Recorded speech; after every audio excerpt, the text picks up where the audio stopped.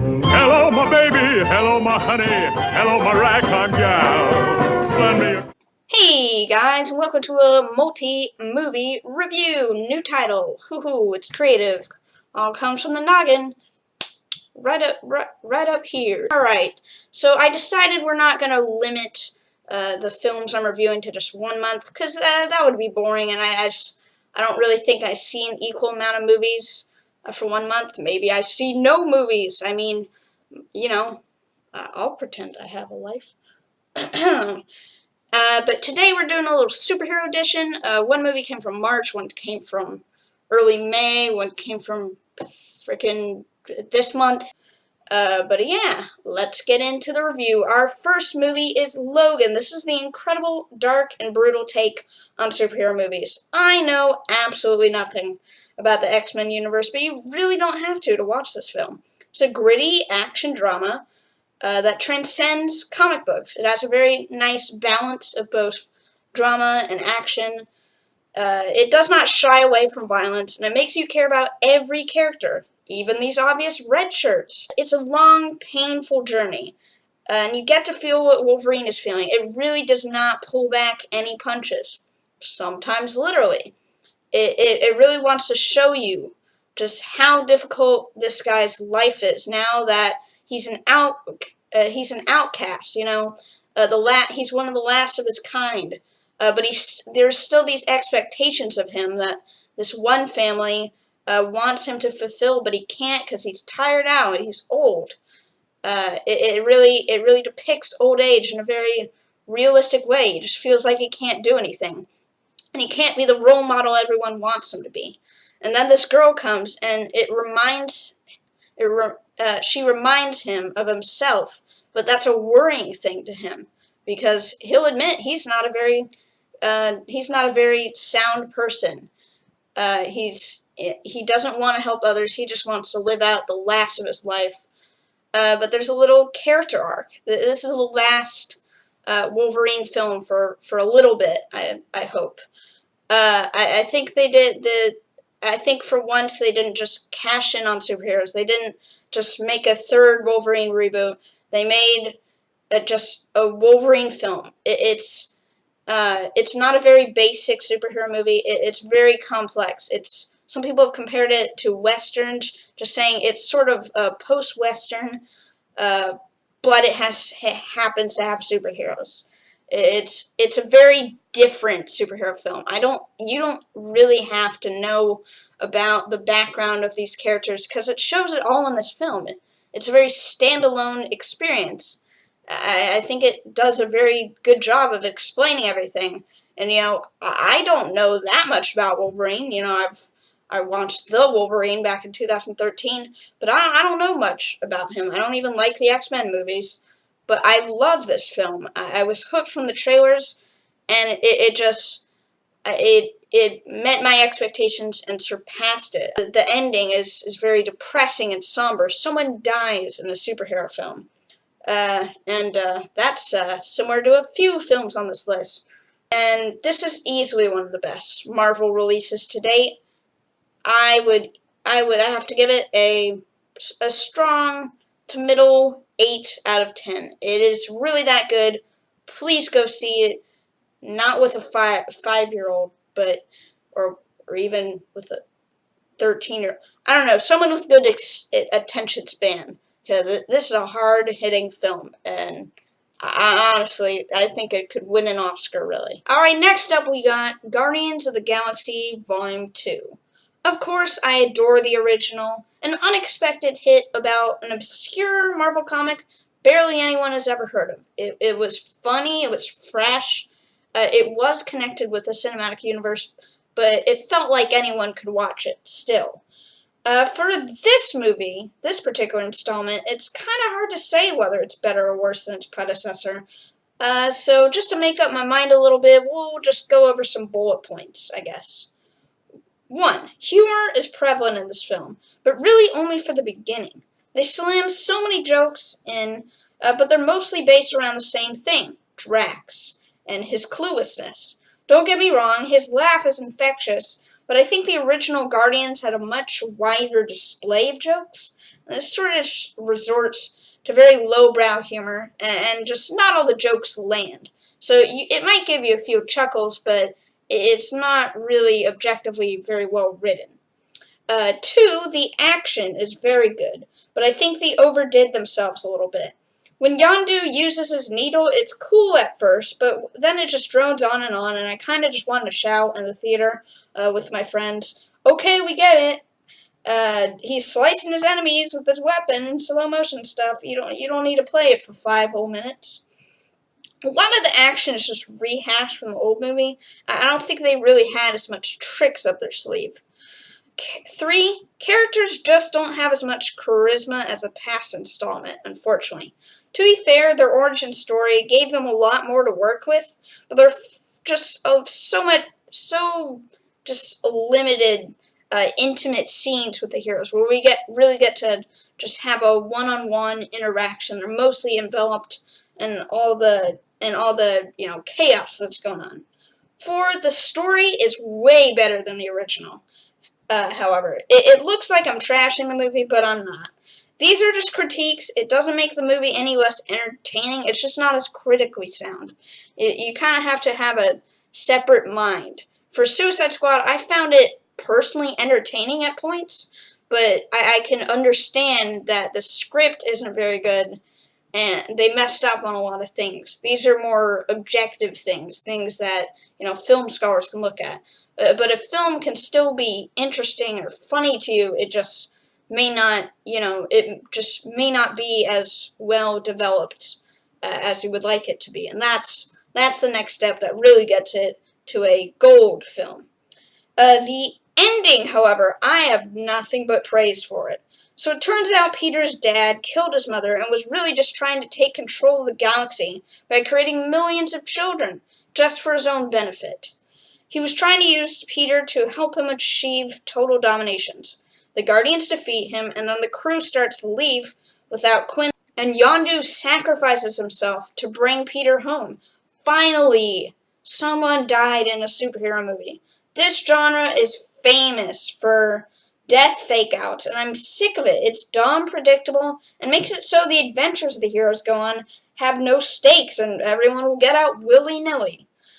But this was honest, captivating, and emotional. To end a fun, lighthearted action movie on a depressing note is a bold move, and I commend James Gunn, the director, or anyone that contributed to making this happen. Thank you. I cannot express how much I just like seeing this. It's a very admittedly anti-capitalistic thing when they take risks like that. And I think a lot of the movies that I'm reviewing this time around, took some risks. I think that's sort of the theme for this one. I'm happy. I'm happy about that. I'm super glad. I would probably rate this film overall slightly lower than the first one, but not by much. I still recommend it. It's most likely still going to be one of the highlights of the summer box office, and it's probably going in my DVD collection. It gets a bit overshadowed by its predecessor, but I feel like there was a lot lower of a standard for the first one, since no one really knew what it was going to be, and then it just rose above, so it's just kind of unfair, to be honest. And under the circumstances, I think the second film is very, very good. I think it's definitely a very good blockbuster, and it still has those comedic elements, but it drives on the story and develops it a bit more, makes it a little personal, a little more small scale, and I like it. It just may not be the bombastic thing you were waiting, but it's still a very competent made film, and I hope you guys see it if you haven't already.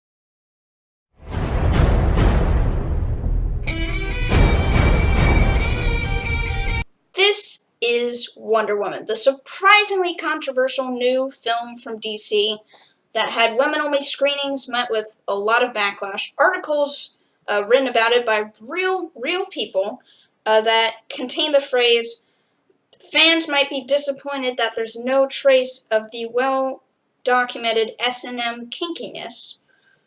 Wow. Resulting in a very profane Jezebel piece that may not be the most immature, but still pretty amusing, I will admit. Oh yeah, and I also got 93%, which is a lot more than Fight Club.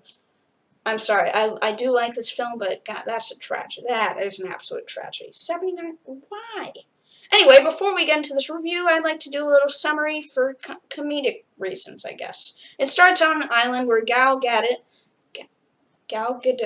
I don't care. Character struggles because she wants to become a hero, but her mother won't let her.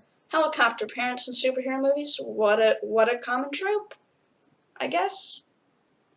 It strangely reminded me of Moana, but that's just because island and girl wanna be strong guy. So, you know. I'm a good reviewer, guys. I'm a good reviewer. She grows up and trains with the Amazons and proves herself with her amazing abilities. Later, this plane crashes through a vortex. Hey, that wasn't explained. Alright, well, we'll just ignore that, I guess. Okay. And it's Chris Pine, and he's a soldier, and he's naked sometimes, so don't bring your children's. He explains that there is a great war going on, and this Israeli model, yep, she actually is that. No sexism here. Sorry, it's really true. Might be able to do some punching and stuff. Yeah, that makes sense. She discovers a whole new world where you're not supposed to carry swords and stuff, because the world's kind of boring. She should have stuck on the island. That'd be much more entertaining. They have to be spies and help the American cause. They team up with these other guys. One's kind of a coward with PTSD who looks like a maniac. Does some binge drinking or something, and the other, well, I'm not really sure why it's here. That's not really explained. There's a lot of disturbing war action, and it's kind of refreshing to see like a superhero movie like actually based on real events instead of just alluding to them, like Captain America does. I like this realistic setting a lot. They have to stop Dr. Poison. Wow, gee, that's a creative name. And this other broski who does drugs to be strong guy. That's not exaggeration, it's really not. That's really it. It's not a typical superhero movie. It has the makeup of one, but it's sort of an interesting hybrid that they played with. Anyway, let's jump into the pros. The actors are good. The chemistry between the characters is great. Much better than Rogue One. I may not remember these people for the rest of my life, but they are far, far better fleshed out than those in the horrible catastrophe that was the fourth Star Wars prequel. That's one of my most unpopular opinions today.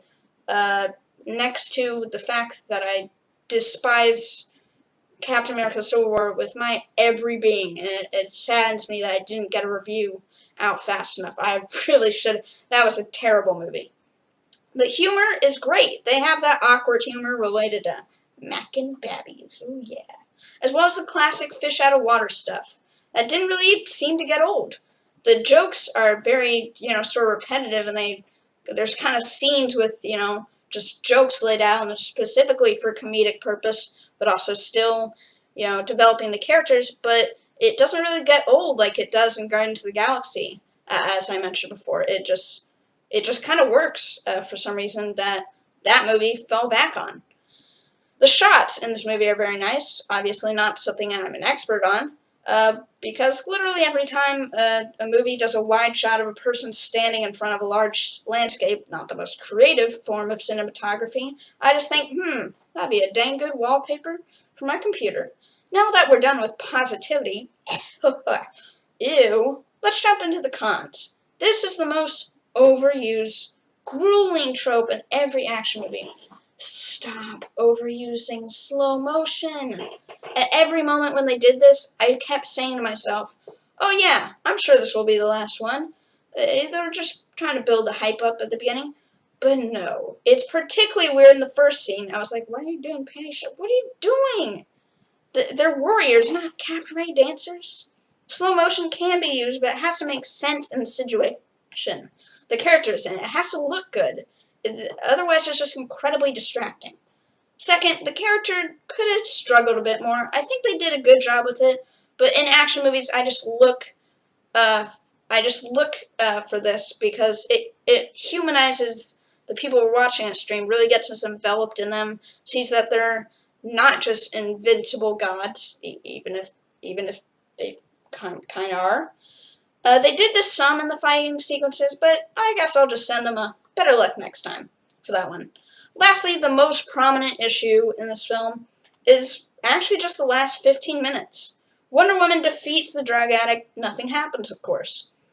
She ponders why, because she was set on the fact that Ares was causing this horrible epidemic of violence, and Chris Pine says maybe that she's wrong and the world isn't that simple, but also contradicts himself by saying some people are good and some people are bad.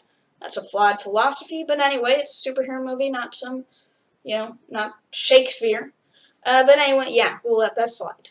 After that, Ares is just some random guy that I don't even remember from the movie. This is when it really sets this film back from being really different.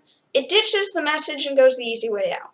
This is a superhero movie, not a complex action film.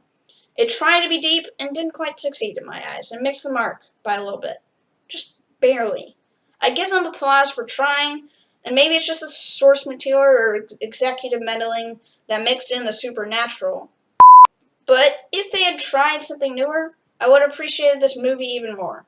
I'm lenient with this film because it's the best film in the DC cinematic universe to date, and a well-made superhero movie in general. It's one of the best, actually. While Man of Steel was loud, lengthy, and had too much action, Batman v Superman was dull, cringy, and had not enough action, and Suicide Squad was entertaining but very poorly written, Wonder Woman is a step in the right direction. Something that has a lot of potential as a franchise, despite all of its comebacks. And overall, I give it a decent 7 out of 10. Well, anyway, that's going to be it for me in the reviewing world. See you in like 4 months or some other good blockbuster movies, because that's a great thing to watch if you want quality films. Oscar, I don't know. But yeah, I hope you enjoyed this. I hope to do more reviews in this format. I do want to review movies. Like, I do want to see more movies like right when they came out. But that's not always possible, and I hope you guys understand that. They won't be able to see new movies all in the same month all the time. But yeah, I hope the quality of the videos I'm putting out is, I want that to be the most important thing. I want to make sure the writing's good, so that's what I'm really focusing on, rather than just trying to make it relevant. So yeah, I really hope you enjoyed this, and let me know in the comments what you thought of these movies. I'm really curious, because I have some different opinions, obviously, and that's okay. But I want to hear yours as well. So yeah, subscribe if you like my videos for some reason. Like this video if you thought it was slightly okay. And as always, I will see you in the next video, and mighty roar. Rawr, rah, rah, rah. Movies are bad. Never watch them.